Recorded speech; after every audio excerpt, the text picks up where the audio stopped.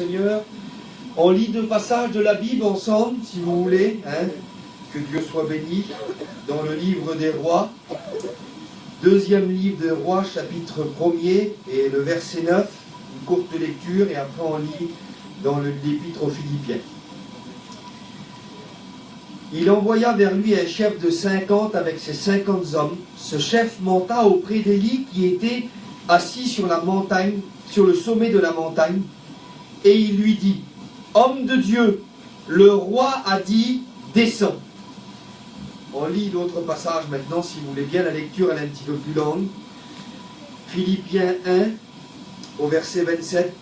« Seulement, conduisez-vous d'une manière digne de l'évangile de Christ, afin que soit que je vienne vous voir, soit que je reste absent, j'entends dire de vous que vous demeurez ferme dans un même esprit, combattant d'une même âme pour la foi de l'évangile, sans vous laisser aucunement effrayer par les adversaires, ce qui est pour eux une preuve de perdition, mais pour vous de salut.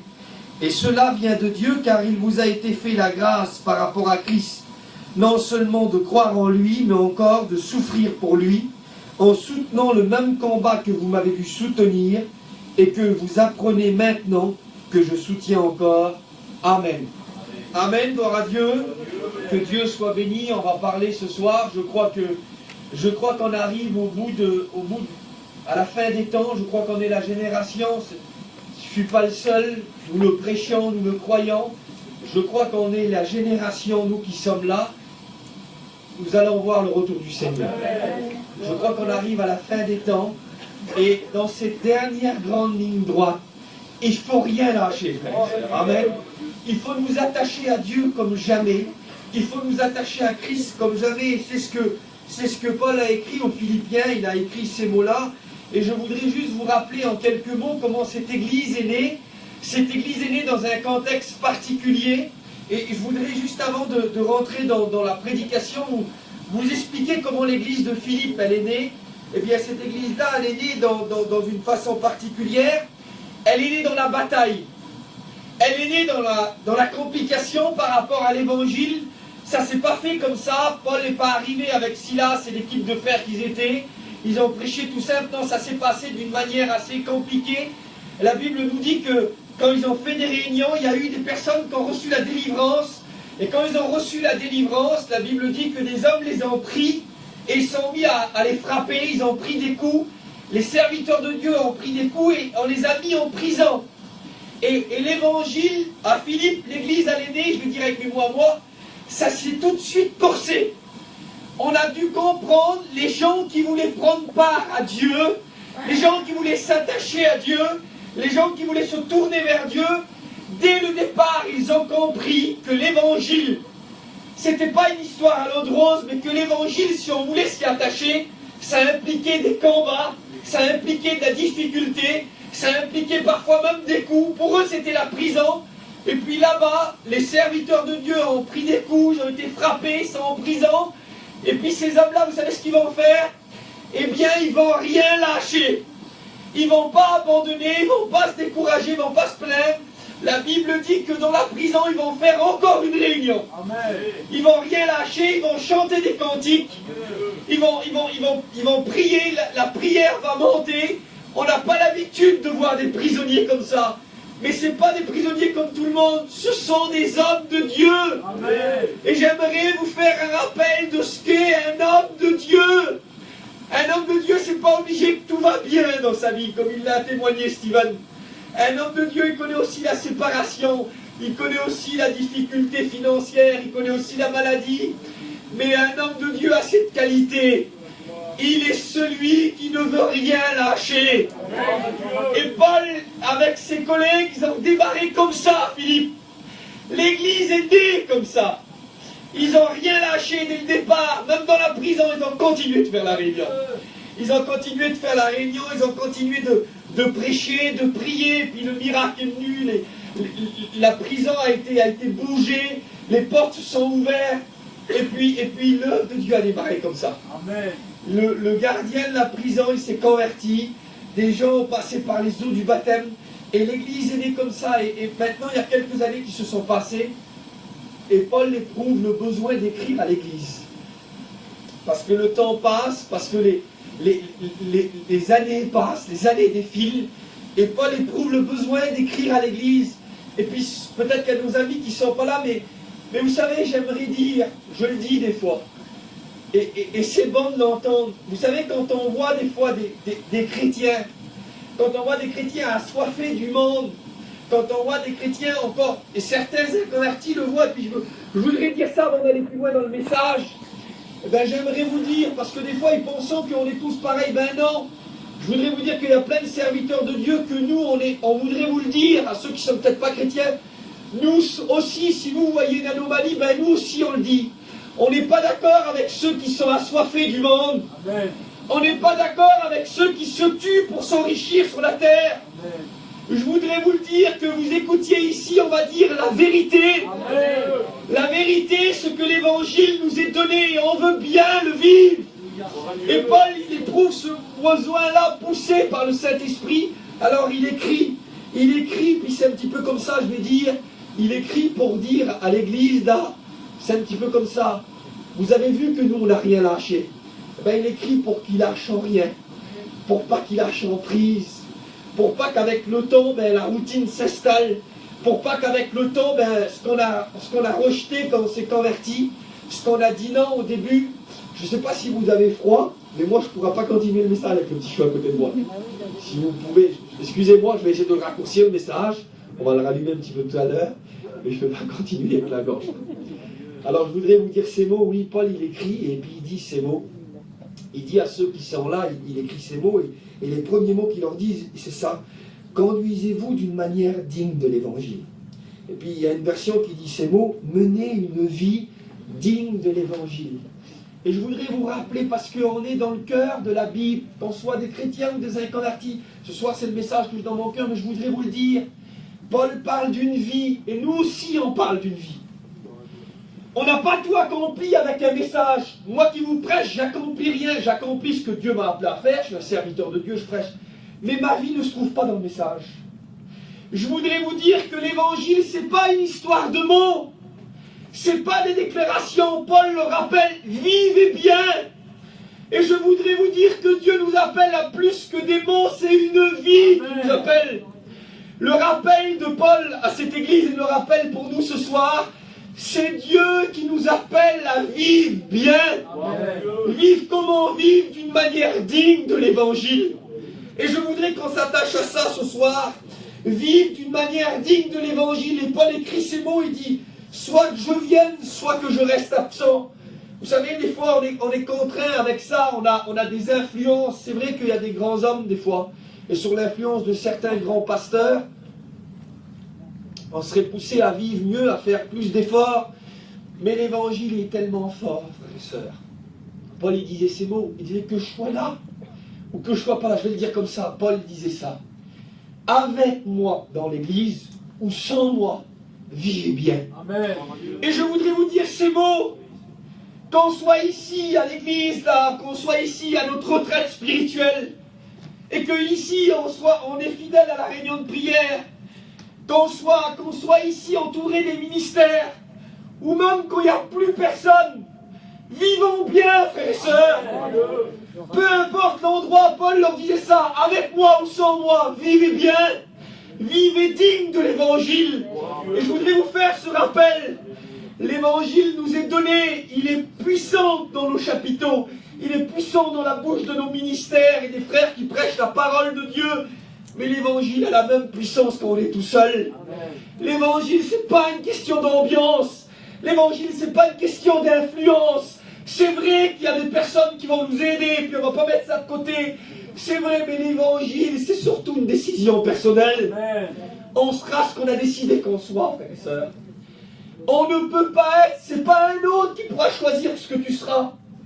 Personne ne peut faire tes propres choix. Nos choix devant Dieu, ce sont les nôtres. Et Paul le disait, que je sois au milieu de vous, que je ne sois pas là. Conduisez-vous de cette manière-là, digne de l'évangile. Et je voudrais vous rappeler ce soir, je voudrais vous annoncer ce message. La Bible nous appelle, et puis c'est de ça. C'est ça qui résonne dans mon cœur.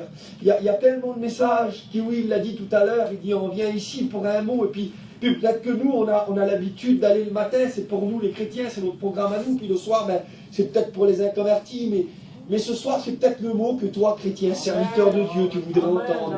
C'est peut-être un mot, tu es peut-être là, et puis peut-être que les temps passent, les années passent, et parfois le manque de résultats, parfois la lassitude, parfois on a envie d'arrêter de faire ce qu'on a fait pendant des années. Parfois on est sur le point de dire oui à ce qu'on a dit non, ça fait des années qu'on dit non à certaines propositions. Ça fait des années qu'on dit non, que ce soit dans notre apparence, que ce soit dans notre famille, que ce soit pour nos enfants. Ça fait des années que par rapport à l'évangile, on veut vivre de telle manière, et puis le temps passe, et puis on est sur le point de faire un petit peu comme tout le monde. On est sur le point d'être influencé par les autres autour de nous, et puis de dire, ben tant pis, on est sur le point de baisser un petit peu les bras. Puis Paul dit ces mots, demeurez ferme, combattant pour l'évangile. Et je voudrais vous parler de ce mot-là, frères et sœurs. Je voudrais qu'on s'attache à ça ce soir. Je voudrais vous parler de cette bataille qui est impliquée dans l'évangile. Écoutez ce que je vais vous dire. Si peut-être qu'il y en a qui l'ont oublié, ou alors qui ne sont peut-être pas au courant, qui sont tout jeunes dans la foi, c'est pas de la peur, mais c'est la vérité qu'on veut vous annoncer ce soir. On ne peut pas s'approcher de Dieu, lui donner sa vie, se convertir à l'évangile, sans qu'il y ait un combat qui naît dans nos vies. Le jour où on lève notre main pour Dieu, c'est aussi le combat qui se lève dans notre vie. Être un chrétien, c'est une bataille, mes amis. D'être un chrétien, d'aller au ciel, c'est une bataille. C'est une bataille qui va se répercuter dans tous les domaines de nos vies. C'est une bataille qui va avoir des répercussions dans notre commerce. C'est une bataille qui va avoir des répercussions dans nos vêtements, dans notre témoignage, dans nos achats, dans tout ce qu'on va vivre. On ne peut pas faire ce qu'on veut parce que nous sommes à Dieu. Amen. Et cela implique des décisions. Et Paul annonce ce mot, tenez ferme dans le combat. Amen. Et je voudrais le dire à mon peuple. Ce que je pense dans mon cœur. Oui, je crois que le Seigneur revient. Et je voudrais annoncer ce mot. Et si c'est pour une personne, si c'est pour un ministère, si c'est pour un frère, pour un chrétien, pour une chrétienne, si c'est pour quelqu'un qui a du mal à s'engager avec Dieu et puis qui est sur le point de ne pas s'engager, de faire marche arrière, je voudrais que ce message résonne pour toi. Amen. Écoute, tiens ferme. Amen. Tiens ferme dans le combat. Amen. Tiens ferme dans la foi. Il dit tenez ferme, combattant pour l'évangile. Et je voudrais vous rappeler le but de notre combat, frères et sœurs. On ne se bat pas pour nous-mêmes. On ne se bat pas pour notre orgueil personnel. On ne se bat pas pour notre gloire personnelle. On ne se bat pas pour avoir de belles choses sur la terre. Si on les a, c'est bien, mais ce n'est pas un combat. Notre combat n'est pas pour nous. Nous nous battons pour Dieu. Amen. J'aimerais vous rappeler ces mots ce soir. Nous nous battons pour Dieu. Amen. Notre combat est pour lui. C'est pour lui qu'il y a des fois des complications dans le vie. Ça serait simple. J'ai écouté des témoignages, des fois, des pères. Imaginez-vous, je pensais à ça. On en parlait avec Samson, avec les frères dans l'été. Je pensais à ça. Je vois les copains, je vois Samson qui a son petit garçon dans ses bras. Là, je vois rappelez-vous, votre petite fille. Et puis comme vous l'avez élevée, elle a grandi, nos petits bébés. Puis d'un seul coup, il y a ce mariage. Et puis il y a un beau-fils qui arrive, et puis on voit des fois, il y a plein d'injustices, il y a même de la violence. Et puis on a eu des serviteurs de Dieu, des hommes qui étaient capables de se mettre devant des hommes. Et puis il y a eu des fois des beaux-fils qui étaient compliqués. Et puis s'il aurait fallu, c'était vite réglé cette histoire-là. On en connaît, vous en connaissez, moi je connais, quand je dis ça, je pense à un frère en particulier. Ça aurait été vite réglé, mais c'est pas pour lui qui se bat. Il se bat pour Dieu. Et quand on se bat pour Dieu, alors on ne règle pas vite les affaires. On ne fait pas comme on veut. L'évangile implique ça. L'évangile, des fois, on pleure. L'évangile nous fait pleurer. Et puis c'est peut-être bizarre le message. J'aimerais plutôt vous prêcher l'évangile qui nous fait rire et qui nous met de la joie. Et ça aussi, c'est la vérité. L'évangile est capable de rendre un homme heureux plus que toute autre chose sur la terre. Et ça, c'est la vérité. Mais je voudrais vous prêcher un côté aussi ce soir. L'évangile est aussi capable de nous faire pleurer. Pleurer parce qu'on ne veut pas perdre le combat devant Dieu. Pleurer parce qu'il y a des années de vie chrétienne derrière nous. Pleurer parce que des fois, C'est tellement facile à régler certaines choses, mais voilà, il y a toute une vie derrière nous, et cette vie-là, on ne veut pas la mettre à la poubelle pour quelques instants. Alors on pleure, mais on garde le combat. Et c'est ce que Paul disait à l'église. Gardez son honneur pour Dieu. Quelle beauté, Seigneur. S'il y a bien de l'honneur dans des hommes, je crois que c'est le monde chrétien. Nous sommes des hommes d'honneur. Nous sommes des hommes de vérité. Je disais ça, il y a quelques jours, on a arrêté Kiwi ensemble, et puis j'étais vers moi, j'ai pas été à l'étude, j'avais un message, et lui il est venu vers moi, comme ça il n'était pas le carreau, on parlait, puis il dit c'est un message, il dit reste là, et il dit tu vas certainement faire une réunion. Et puis le message il est là ce soir, on est dans cette réunion-là. J'étais en train de regarder ça, les copains nous l'ont parlé, on a déjà écouté. C'est la vérité, mais il y a une légende qui raconte ça. C'est une petite bête, ça s'appelle l'hermine, je ne sais pas trop si je dis bien le nom, mais je crois que c'est ça. Et puis on raconte une histoire. Il y avait en Bretagne, là-bas, pour les Bretons peut-être, certainement ils savent ça. Il y avait en Bretagne une duchesse, je crois que c'était la duchesse Anne, et puis la légende raconte ça. Elle était un jour en train de se promener avec son carrosse, là, et elle a assisté à une chasse. Elle a vu des chasseurs qui poursuivaient cette petite bête. Alors je vous expliquer ce que c'est. C'est une bête qui a une fourrure blanche, d'une blancheur vraiment l'hiver, c'est terrible. Elle est toute blanche. Et puis les chasseurs la chassaient, et c'est une bête. On raconte cette histoire-là qui a une dignité. Cette petite bête-là, dans la légende qu'elle raconte, là, elle est arrivée à un moment donné devant une grande mare de boue, puis elle pouvait plus passer ici à rentrer dans la boue, alors elle serait remplie de boue. Et la légende a dit comme ça, que cette duchesse, elle a passé, elle est arrivée juste au moment-là. Et elle s'est arrêtée, elle a regardé ce que la petite bête allait faire. Écoutez bien. Elle s'est arrêtée, et plutôt que rentrer dans la boue, il y avait les chiens, il y avait les chasseurs derrière. Plutôt que salir son pelage tout blanc, son vêtement blanc, plutôt que le salir, vous savez ce qu'elle a fait? Elle s'est retournée pour combattre ceux qui venaient la chasser. Elle préférait mourir propre que s'en sortir sale. Et la duchesse, écoutez bien ce qu'elle a fait. Elle a pris le logo là, elle a pris le, je sais pas, le logo, le blason, on va dire, voilà, comme ça correspond mieux. Elle a pris le blason, elle a fait une croix dessus, et elle a mis cette petite bête, l'hermine, elle l'a mis dessus pour habiller tous ses chevaliers. Ça l'a tellement marqué, cette dignité dans cette bête, qu'elle a fait l'emblème de ses chevaliers. Et tous les chevaliers, quand elle a donné ce message-là, c'était répandu dans cette région de la France, là, c'était des hommes qui préféraient mourir, même pour un acte de folie dans une guerre, plutôt que salir leur honneur. Eh bien, je voudrais vous dire, vous savez ce que c'est ça? Ça, c'est nous! C'est nous, les serviteurs, les chrétiens, les enfants de Dieu! Amen. Dieu ne nous a pas donné un visant, il nous a donné un vêtement blanc! Amen. Et on est engagé dans le combat, et mieux vaut pour un chrétien. Je vais dire quelque chose de bizarre, mais on le dit, on l'a tellement pensé. On a déjà vu des fois des serviteurs perdre leur ministère. Allez, je vais trahir un secret. Combien de fois qu'on l'a dit? J'aurais préféré qu'ils meurent plutôt qu'ils vivent ça. Il y a une note, Dieu nous a donné un honneur, frères et sœurs. L'évangile est notre gloire. Et nous devons nous y attacher.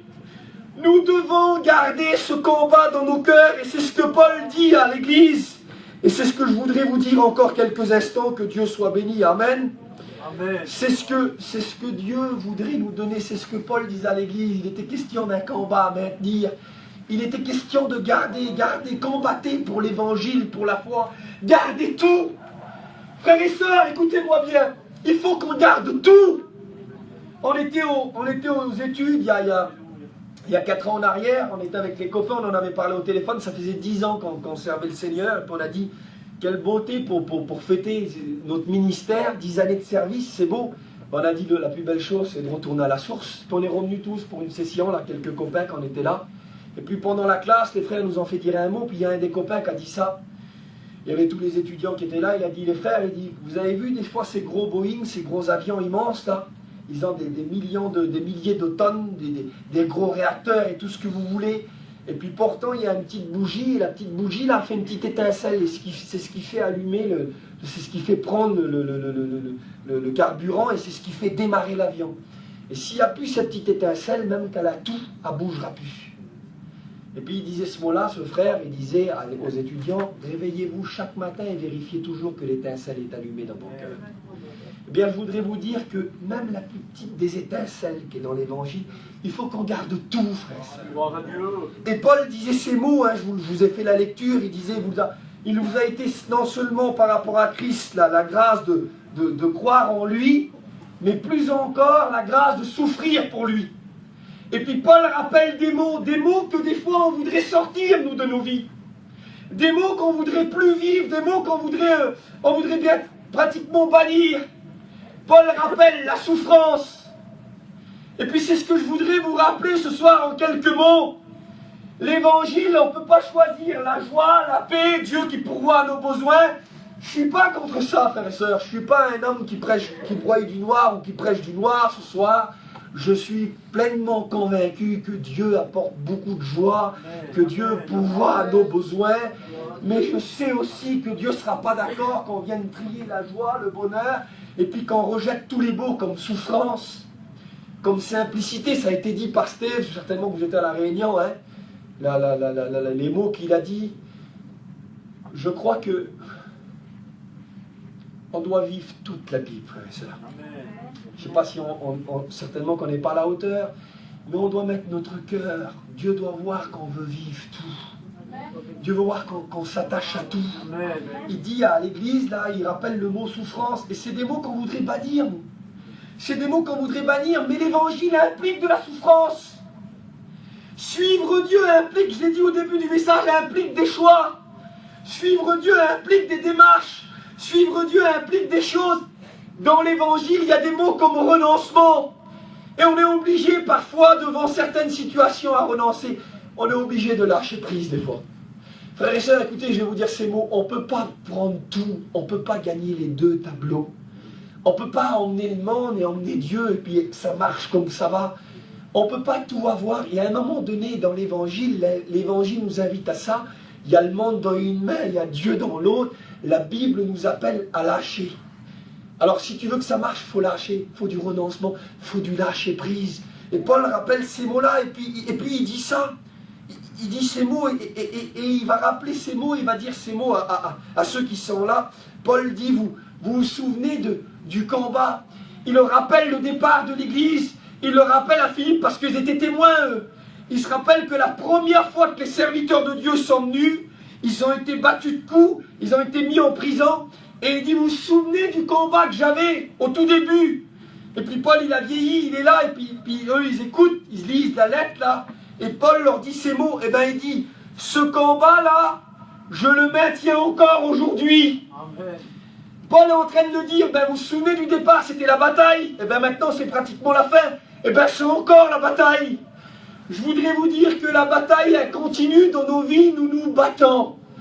Et si quelqu'un aurait cessé de se battre, alors c'est le temps de reprendre le combat ce soir. C'est le temps de remettre tes pieds bien calés, de reprendre tes armes, de repartir. Ne soyons pas des hommes du passé. Un homme a dit ces mots un jour. Il a dit la nostalgie. Vous savez ce que c'est la nostalgie, hein? Nous on dit comme ça, néguès. Ça veut dire on regarde avant, puis on dit, t'as vu comme c'était avant. Puis on a beaucoup qui vivent dans le passé, dans la nostalgie. Un homme a dit ces mots un jour. Il a dit la nostalgie vient dans une vie quand le présent n'est plus à la hauteur de notre passé. Ça veut dire que quand on a tellement baissé dans notre vie, alors la nostalgie elle vient s'installer, puis on est obligé de redire, c'était pas mieux avant. Hein. Ben, je voudrais vous dire qu'on a des bons jours aujourd'hui. J'aimerais vous dire qu'on a des bons jours. J'aimerais vous dire que le meilleur est devant nous. Amen. Et si peut-être on serait devenus des hommes nostalgiques, il serait temps de reprendre, comme Paul il l'a dit. Vous vous souvenez qu'avant je me battais? Eh bien, je voudrais vous informer que je continue le combat encore. Et je voudrais vous dire ce mot, le combat continue. Et puis, ce que le diable voudrait, lui, il voudrait qu'on arrête le combat. Il voudrait qu'on lâche prise, il voudrait qu'on redescende un petit peu. Et puis, je vais terminer avec le texte que je vous ai dit. Hein. Le diable, lui, il voudrait qu'on arrête le combat. Il voudrait qu'on descende. Et puis, vous vous souvenez du deuxième texte, la lecture que je vous ai fait. C'est Élie qui est sur la montagne. Il est sur le sommet de la montagne, et puis là, il y a un homme qui vient, qui est envoyé par un roi avec un message. Et l'homme qui vient, il y a des soldats avec lui, il y a une puissance, c'est pas n'importe quoi, c'est pas un petit mot inutile, il y a de la force dans son mot. Et il vient, puis il dit ces mots, homme de Dieu, le roi a dit, descends. Et je voudrais terminer avec ce mot dans mon cœur, quelques minutes encore. Le diable envoie un homme vers Élie qui est au sommet de la montagne, et le message c'est celui-là. Homme de Dieu, le roi a dit, descends. Puis je voudrais vous dire que c'est le message du diable. Il voudrait nous dire, il y a peut-être des hommes de Dieu parmi nous ce soir, je le crois. Il y a peut-être des futurs hommes de Dieu. Il y a des gens qui sont en face de moi, et le message de l'ennemi c'est ça. Homme de Dieu, descends. Et puis le diable, c'est ce qu'il voudrait. Il voudrait nous amener à descendre, mais il n'y a pas que le diable, frères et sœurs. Et puis même si c'est bizarre, j'ai envie de le dire, mes frères, ce soir. Je voudrais le dire, mes frères. Il n'y a pas que le diable, des fois. Parfois, ce message-là, parce qu'il y a 3 soldats qui sont venus avec ce même message. Eh bien, il n'y a pas que le diable ce message-là n'est pas que dans la bouche du diable. Il y a parfois le monde chrétien. Je veux dire avec mes mots, même si c'est bizarre, le message, voilà, je le donne comme je l'ai reçu. Il y a parfois même le monde chrétien qui vient avec ce message en te disant, il est temps maintenant, descends. C'est parfois, oui, ça se passe comme ça, parce que le roi qui a envoyé les soldats là, c'est pas un roi païen, hein. C'est le roi d'Israël. C'est un roi qui se revendique de Dieu, même s'il l'a abandonné en partie, c'est vrai. Mais ses origines à lui, il se revendique de Dieu, du pays de Dieu, des terres d'Israël. C'est un roi charnel qui a descendu, et Élie le dérange. Élie dans sa montagne le dérange. Élie dans sa hauteur. Élie dans son cœur pour Dieu. Élie dans son combat maintenu pour être un homme saint. Maintenu pour vivre une vie de Dieu. Pas pour dire je suis meilleur que les autres, mais parce que je t'aime, Seigneur, je veux être auprès de toi. C'est pas par orgueil qu'Élie fait ça, c'est plus par amour. Et ce Élie dérange ce roi-là. Alors il vient, le roi, je veux dire, qui représente le monde chrétien, si vous voulez, certains. Il vient avec ces mots, et puis il dit, descends. Puis je voudrais vous le dire, combien de fois que ça arrive, ces mots-là, descends mon vieux. Descends dans quoi? Ben descends dans la médiocrité. Descends un petit peu, fais comme tout le monde, mon vieux. Tu te prends pour qui, toi? Fais comme tout le monde, pourquoi tu vas être différent? Pourquoi tu fais pas comme nous? Fais comme tout le monde. Descends et conforme-toi. Descends et fais comme tout le monde. Descends, puis aujourd'hui, c'est plus comme avant. Aujourd'hui, fais comme tout le monde. Habille-toi comme tout le monde. Tes enfants, maintenant, laisse-les s'habiller comme tout le monde. Laisse faire à ta maison comme tout le monde fait. Et puis c'est ce message qui est lancé là. Homme de Dieu, descend. Et puis je voudrais vous le dire, ce message-là, il est lancé dans l'Église aujourd'hui. Pas par nous, les serviteurs de Dieu, mais il y a une influence qui vient de la chair. Et la chair, elle nous dit, t'es pareil. Je voudrais vous dire qu'on le dit, hein, on est tous des chrétiens. Mais Dieu nous appelle à nous démarquer. Pas par orgueil, mais par amour pour lui. Dieu nous appelle à nous attacher à lui. Dieu nous appelle à vivre pour lui. Puis il y a ce message qui vient là casser ces décisions de nos cœurs. Il y a ce message qui vient et nous appeler à descendre là. Et puis Élie est là. Et puis devant la puissance, il y a des armées qui viennent, il y a des hommes qui viennent. Devant ce qu'il fait là, ben, je voudrais vous dire ces mots. Élie ne doit surtout pas descendre. La décision à ne pas faire, c'est Dieu. S'il descend, c'est Dieu qui lui dira, puis ça se passe comme ça dans l'histoire. Mais là, devant ces appels, là, écoute mon vieux, descends. Descends, puis tu peux être aussi, tu peux y arriver de cette façon-là, tu peux faire comme ça. Descends. Élie ne doit surtout pas descendre. Vous savez pourquoi? Parce qu'on est au chapitre 1er, là, du 2e livre des rois. Et le chapitre 2, vous savez ce que c'est? Juste les quelques versets qui viennent après, c'est l'enlèvement d'Élie. Élie part au ciel. 2 Rois 1, c'est Élie descend. Et 2 Rois 2, c'est Élie qui monte au ciel. Je voudrais vous dire que c'est juste avant l'enlèvement. Juste avant que Élie part, il y a ce message de la chair, ce message du monde qui dit « Descends ». Eh bien écoutez, je voudrais vous dire, c'est pareil pour nous. Nous, on est au chapitre 1 là. Mais c'est la fin du chapitre. Bientôt, le chapitre 2 va démarrer. C'est l'enlèvement de l'Église. Et le diable est en train de nous dire à beaucoup d'hommes, beaucoup de femmes, à toi qui es là, tu le raisonnes, et c'est le message de Dieu pour toi ce soir. Le diable est en train de te dire, descends mon vieux, Descends, lève le pied. Lève le pied dans ton engagement. Lève le pied dans ton service. Moi, je dis ça. Je dis ça pour Kiki qui est là, puis pour tous les frères qui sont avec lui. Vous savez, ces petits chapiteaux sont merveilleux. Moi, j'ai 2 cousins.